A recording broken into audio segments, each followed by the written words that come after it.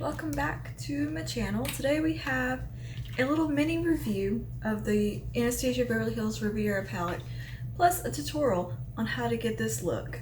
I wanted to use some of the less obvious shades in the palette. You know, when you open it up, your eye immediately goes to these vibrant, bright, amazing colors, which I did use in a tutorial I posted before this video. So I'll link that somewhere, around here, and you can check that out. I also have a couple tutorials over on my blog, plus a really in-depth review. Anyway, today I want to just do a little mini review and a demo and show you how some of these colors work and perform together, and just what a fantastic palette this is. But this palette really spoke to me, not necessarily the outside of the unit carton or the aesthetic of it, but the colors. These colors really just sucked me in. And I was like, wow, it's something kind of different from ABH. To me, this is a great palette to get if you're looking to add some pops of color to your makeup collection without going too out there and crazy, because you have the shades in here are very wearable. They're easy to work with. You can pair them with a lot of neutrals.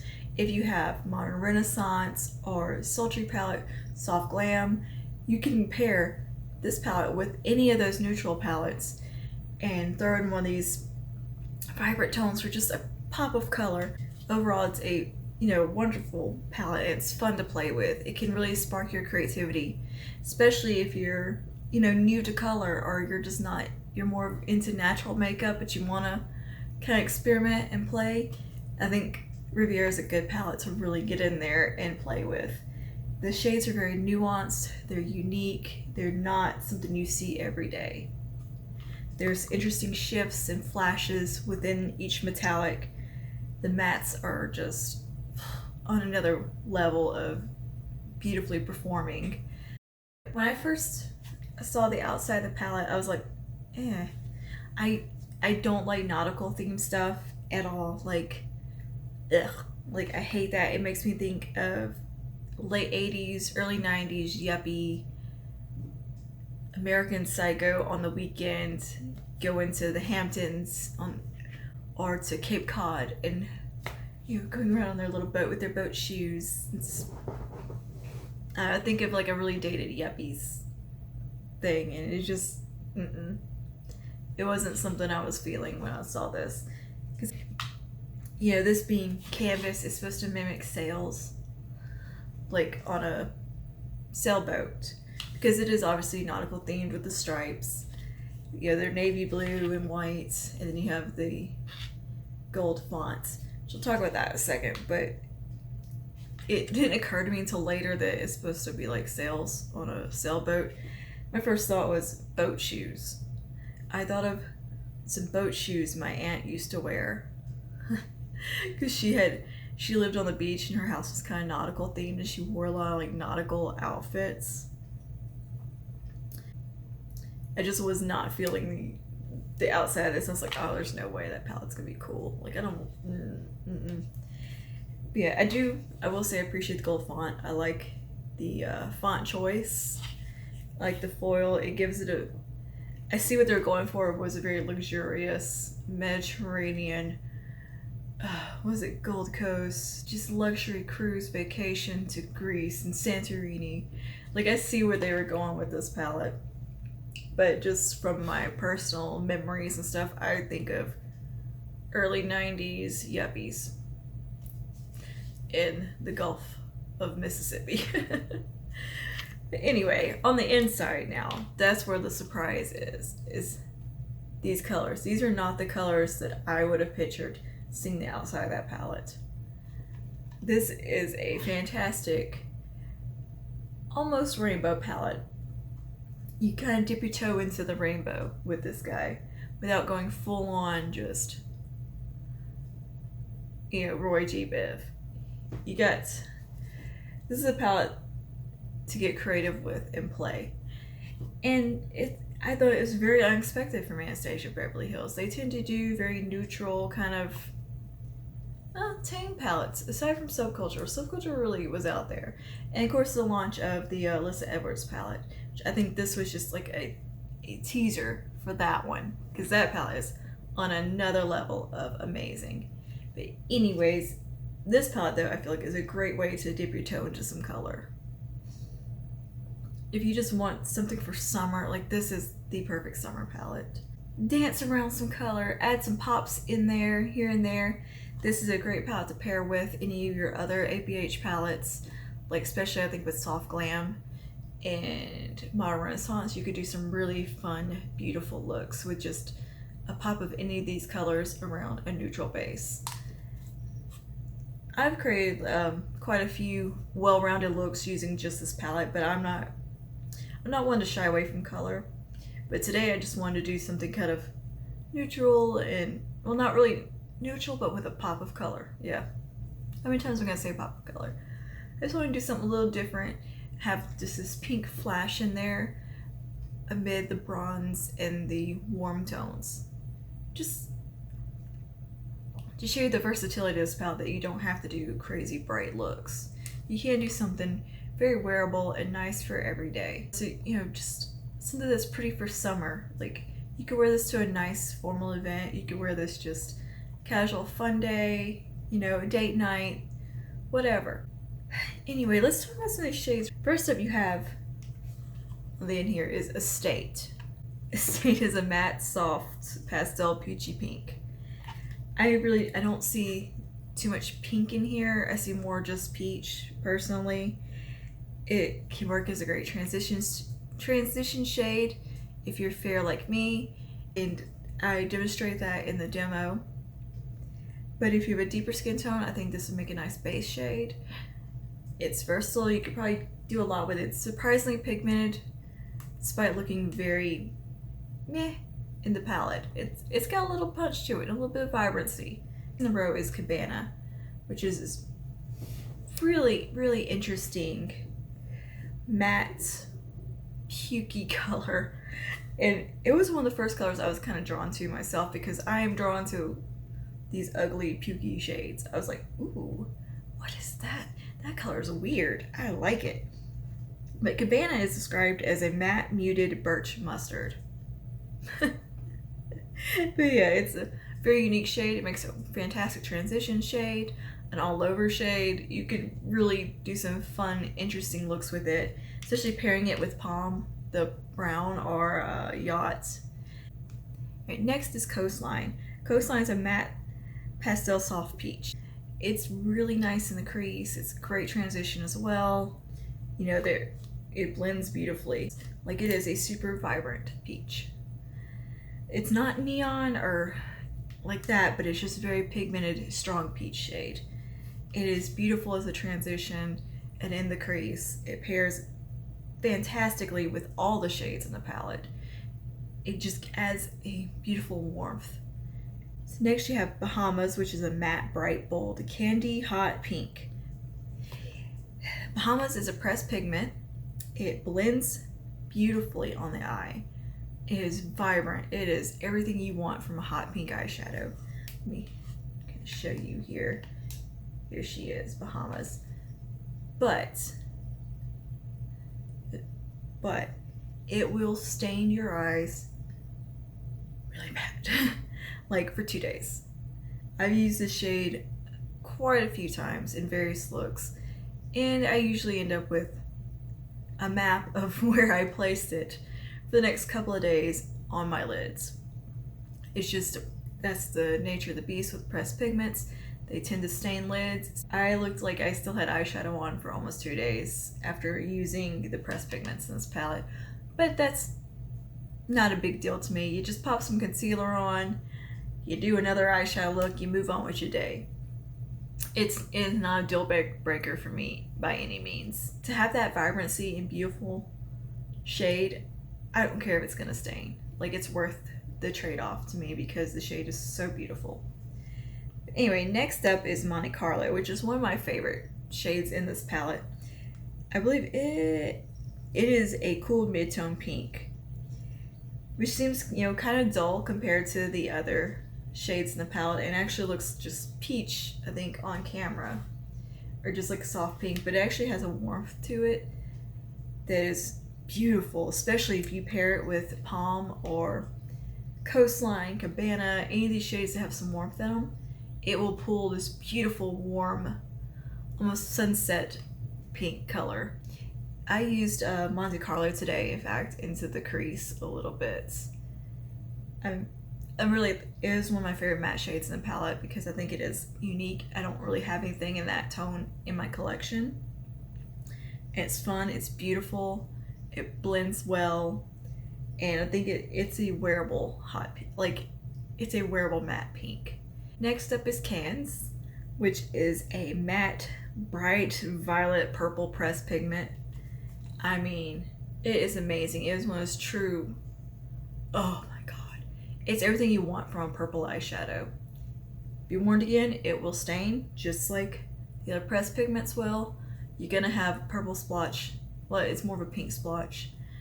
Wherever you apply it, you're gonna have the outline of it on your eye. Next up is the shade Palm right here on the end. Am I pointing to it? I am pointing to it right here.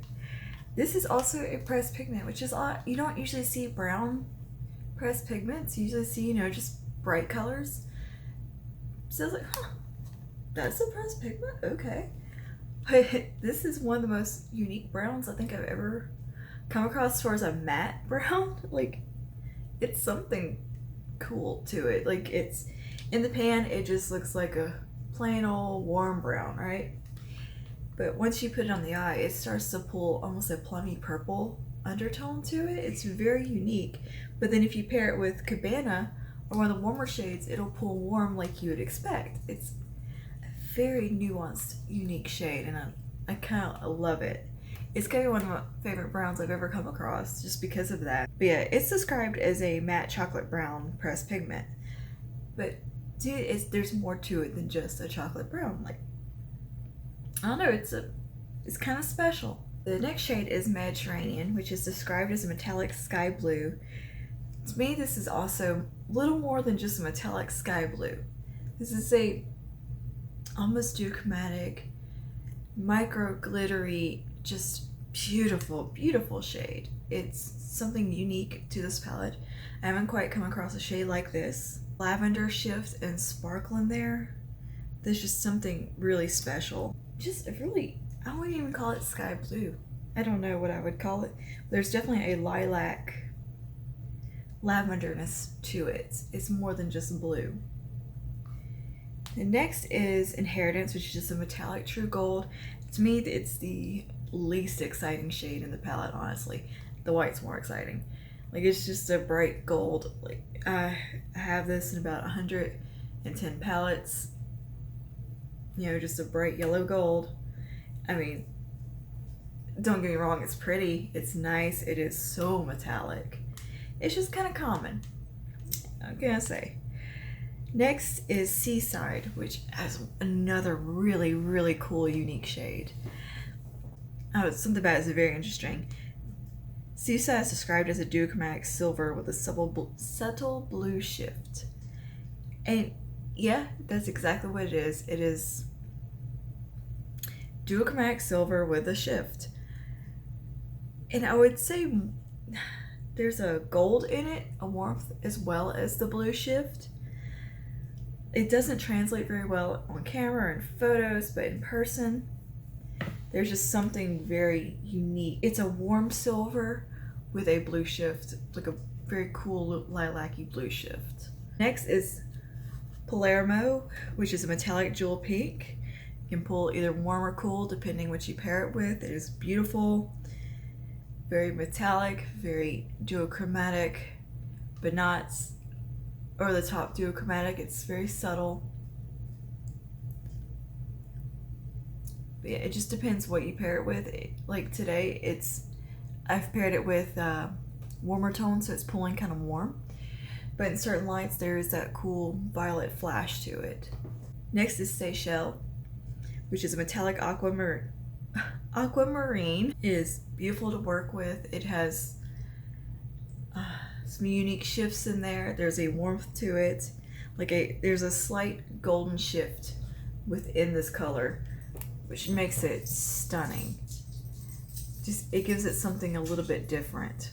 So it's not just your run-of-the-mill metallic teal blue that you see in a lot of palettes. There's a green gold like flash in there, and it's so pigmented and just so bam on the eye. It's show-stopping, just captures light. It's beautiful metallic teal, and I'm not usually one who likes that kind of shade at all, like ugh. But there's something magical about that one.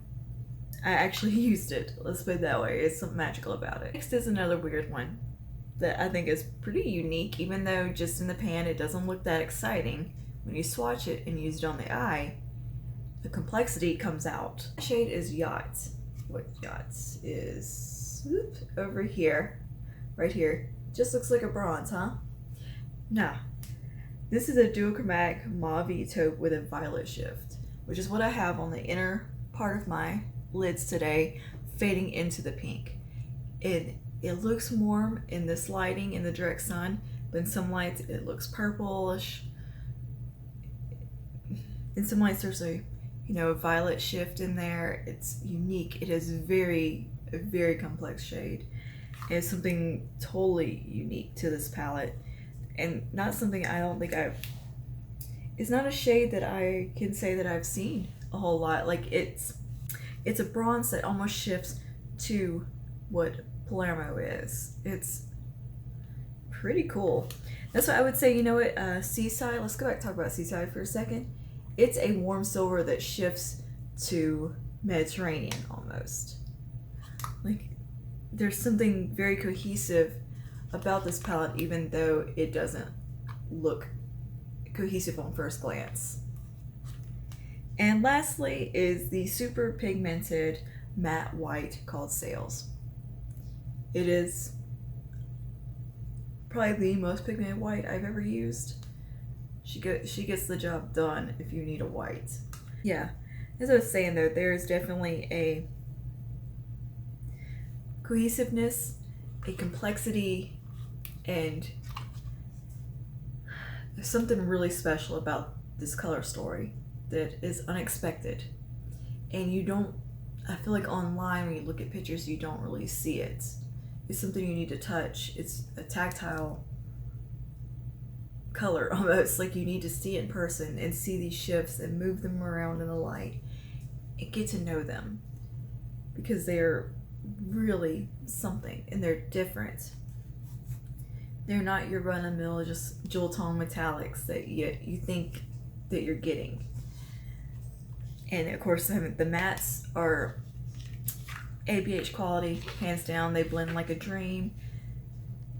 They're effortless to work with, which is pretty much, to me, all Anastasia Beverly Hills eyeshadows are fairly effortless to work with. Even Subculture, to me, isn't that hard to blend or anything like that. Like a lot of people have mentioned having trouble with. I will say, yeah, the shades are dusty. They're a little messy in the palette. That is just their formula. They have a softer formula, but I feel like they perform well over a set down eye with translucent powder. They perform well over a tacky base.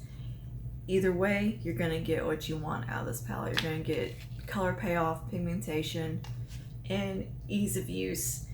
And especially with Rivera, I feel like you do get an interesting variety and something that is really cool for spring summer this year. Like, it came out, I think, in their spring collection. Yeah, it's just vacation vibes all over. I honestly can't say anything bad about it. Like, even though I don't care for the aesthetic of the outside, the design, that's just personal preference. I don't like nautical stuff. It's nothing personal at all. Like, I adore Rivera. I think she has a great creative vision for the brand, and these colors are out of this world. Don't let the striped outside fool you. And honestly, I thought this outside would get so filthy. It hasn't. It's actually stayed pretty clean. I have the box floating around somewhere, but I haven't been putting it in the box because I'm just lazy. And it's held up great. It's not gotten dirty like the velvet, like I really thought this canvas would. yeah, a little bit on the back, but nothing major at all. It retails for, I believe, hold on, let me check my notes here. Yeah, I can't believe I almost didn't buy this palette because I thought, I guess I didn't like the outside. I would have kicked myself, man. Let's see. It retails for $45 and there's 14 shades. So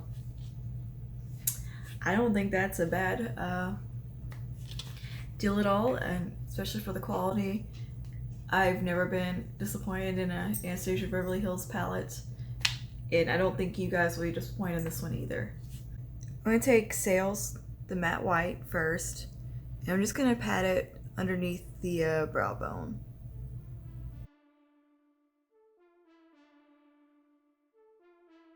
But yeah, we're going to take a state and kind of build that up right, see, I keep messing up, right up here.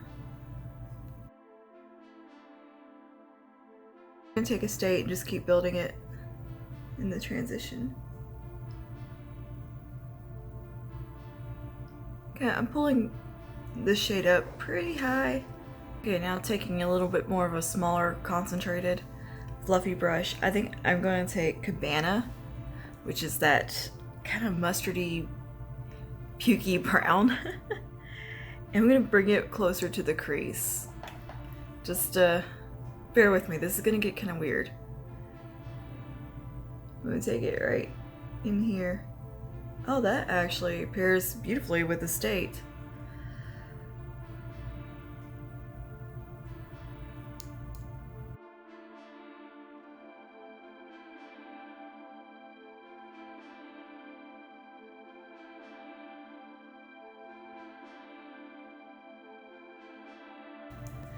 Okay, I'm gonna take a smaller brush.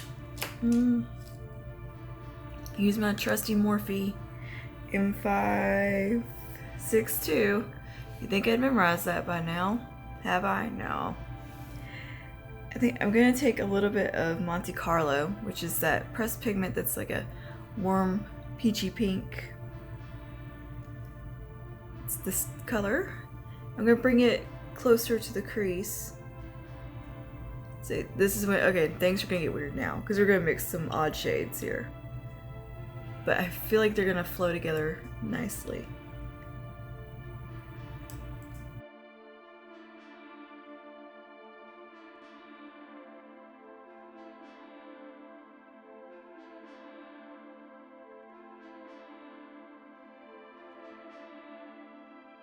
Okay, moving on to the next shade, I'm going to go in with Palm, which is the matte brown.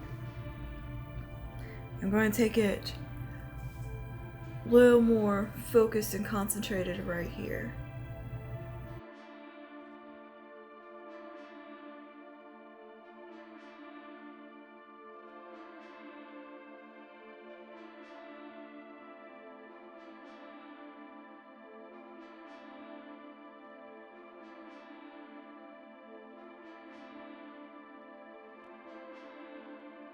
Next, I think I'm gonna carve out the lid halfway with a little bit of concealer just to get a really nice blank canvas for the shimmers I'm going with next, or the metallics. Corner. Dog's fussing. And just pull it up and around.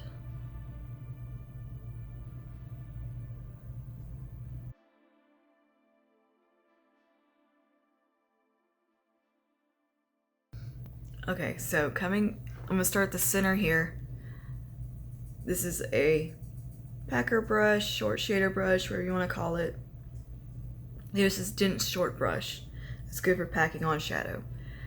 I hate when I get a little bit of concealer like that.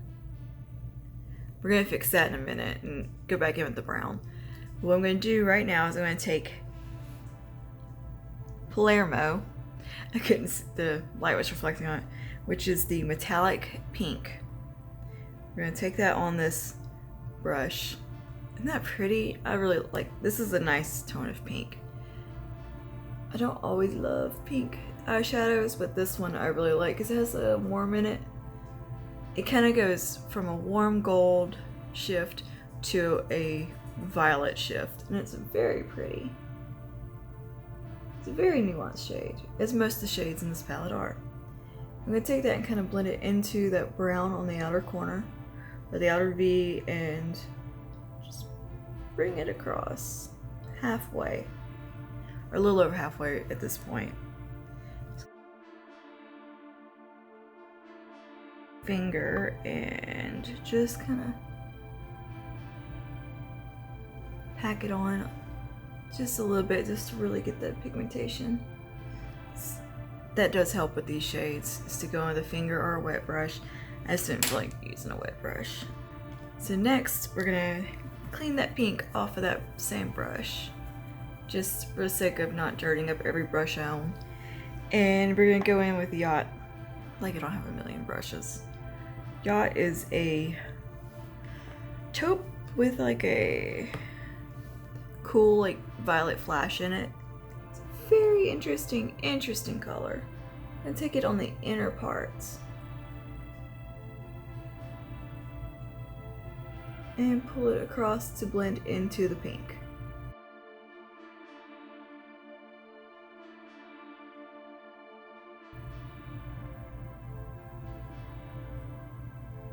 I think that looks pretty. Go back in with a little bit of the pink and just, you know, till we get the blend we want. Yeah, that, I'm liking that. I have to go back in with that little Morphe brush again. I'm gonna pull a little bit more palm in that outer V, just to get some depth in there. Oh, so do some eyeliner and then clean up all this fallout, finish up the face, and we'll be back to do the lower lash line. Okay, I did kind of a big wing. Bigger than I would normally do, but I used a brown liquid liner instead of black because I thought it would look interesting for such a bold wing, to not have it be just jet black and something a little softer. I think it came out really nice. Like, it did an okay job on it for once. Wings are not my strong suit. They're also not the most flattering thing they could do on my hooded eyes, but I feel like I did okay today. But anyway, on the inner corner I used a little bit of Wet n Wild loose highlighter written in the stars, just to highlight in here. And now I'm going to go ahead and finish up the rest of the lower lash line. And I think first I'm going to go into, I'm going to go straight into Monte Carlo on that short shade, you know, packer brush, short shader brush, whatever, this little dense brush. I'm terrible at like naming what brushes are for some reason, because I feel like a lot of brushes have like a million different names and they're the same damn brush. Anyway, we're going to take this along here.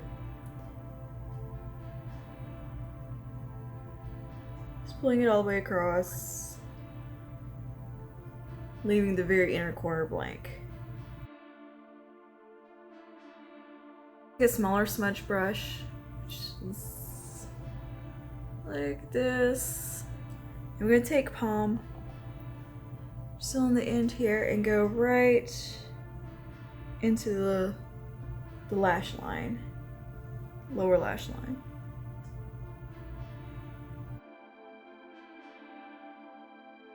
Morphe brush, once again, I've knocked off most of the product. I'm just going to jump into a state and just kind of bring it along right under here, just to kind of, and now I'm going to go back to that little smudgy brush. I'm going to take Yacht, this, and just come right on this inner part right here, and just pat a little on, just for a little cohesiveness. Right. And here is the finished eye look. I just found some mascara and tightlined the upper lash line, and here we are.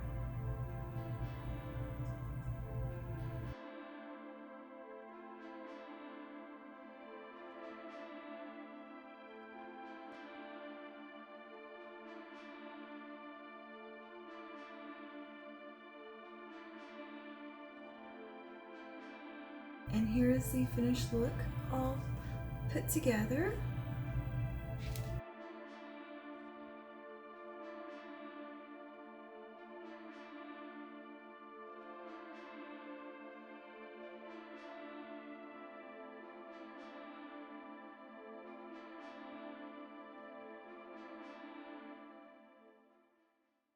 Yeah, that's all for today's post. I just wanted to do a quick rundown and show you guys some of these shades, talk about them, because I feel like even though I've seen a lot of stuff about the palette on Twitter, I feel like on YouTube we really haven't seen that much.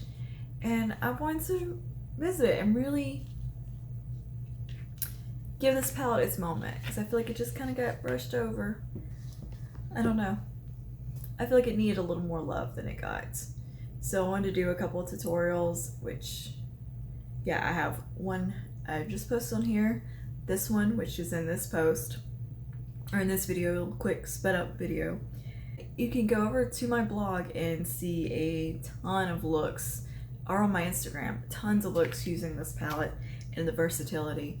I'll link my review below that shows all the looks in it and a little more in-depth detail talking about the palette, which is over on my blog. But yeah, link will be in the description box to the exact post. Also on my blog, I have, I believe, 3 tutorials using Rivera in some different interesting ways.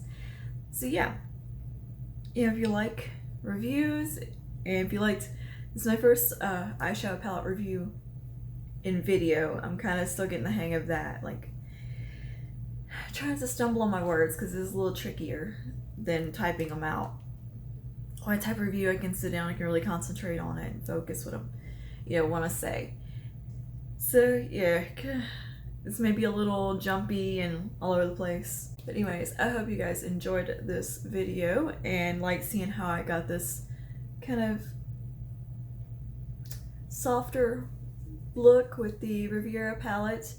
And let me know your thoughts on this palette. Do you have it? Do you like it? Let me know in the comments. Do you want it? And how do you feel about the Alyssa Edwards palette? Would you like to get your hands on it, or do you have it? I want it. There's so many palettes right now that I want. So many. But anyway, yeah, just like, subscribe, leave a comment, and turn the bell on, whatever. And I will see you guys in the next one. Bye.